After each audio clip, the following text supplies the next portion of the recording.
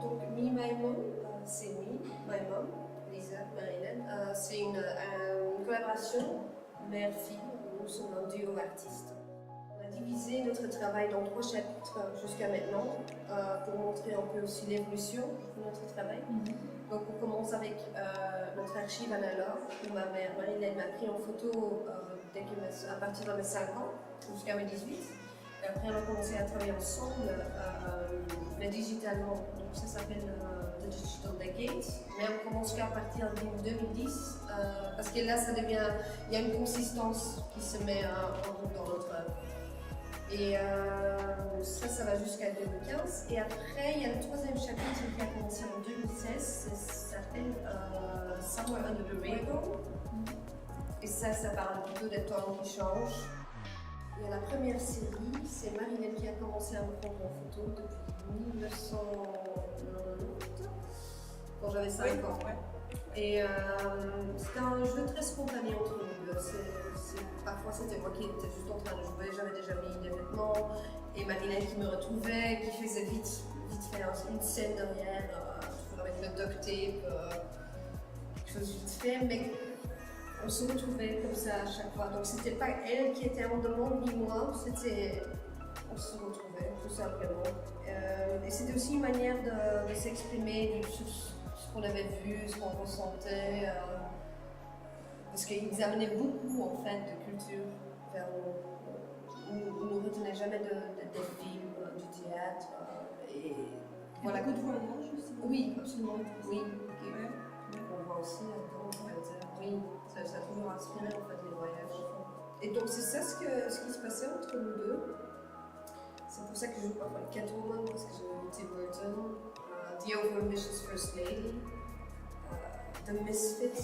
Et en fait, c'est des titres de ces images-là, on a donné qu'en 2013, quand on a fait le Solo Expo à Vlaams Culturas Undergrond de Amsterdam.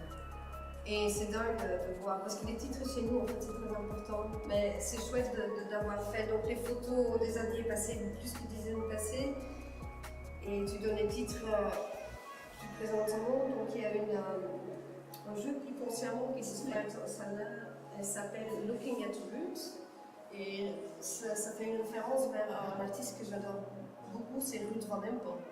Et il a toujours des figurines qui sont comme ça avec la petite sacoche. Mais donc c'est comme tu regardes vers le futur, vers le passé, et comme ça tu peux faire des références. Et à un certain moment, il y a une image du Moulin Rouge. Ça c'est vraiment, il y a la collaboration qui commence entre les deux en fait. Donc on va vraiment faire des choses à deux.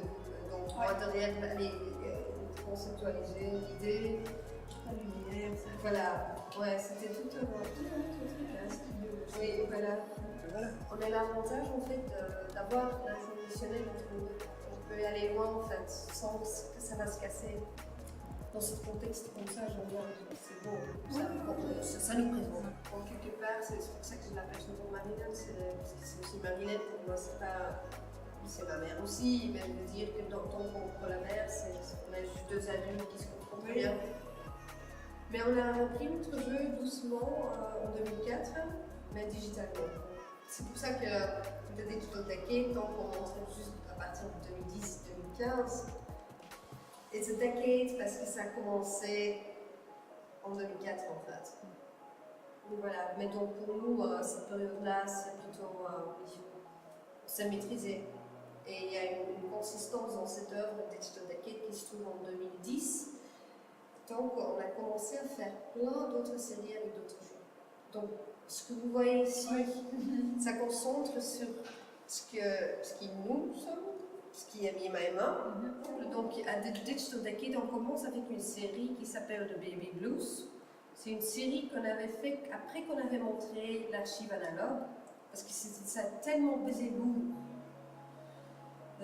d'être dans 13 ans de ta vie et de le montrer pour la première fois, de ne pas savoir ce que les gens ils vont penser, de ne pas comprendre qui nous sommes, que c'est juste entre nous deux, notre relation.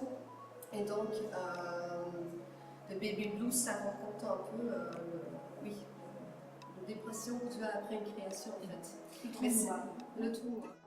Ce trou noir, en fait, elle moque aussi un peu l'idée que les gens ils peuvent avoir sur relation mère-fille. les gens vont vite penser ah ça parle sur la maternité, etc. Ça va encore plus loin que ça. On joue avec ce que les gens peuvent penser. Donc le troisième chapitre, on travaille en 2016 et pour nous c'était un peu les temps qu'ils ont commencé à changer globalement. Donc c'est un chapitre où je sens que ça c'est pas toujours assez facile à raisonner chez les gens, pas encore, ça va venir, ça prend toujours un peu plus longtemps. C'est un chapitre très important.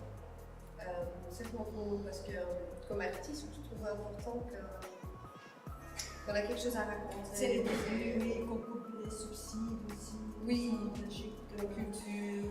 Et l'atmosphère change, l'atmosphère change aussi. Et c'est ça aussi pour nous sommes dans le foyer. Comparé avec ce qu'on a fait dans le début, enfin, vraiment c'est comme vous disiez, c'est une réflexion de la société. Pour moi, le plus important, je l'ai déjà dit, je le répète, je préfère, c'est que d'éprouver les gens, qu'on leur touche.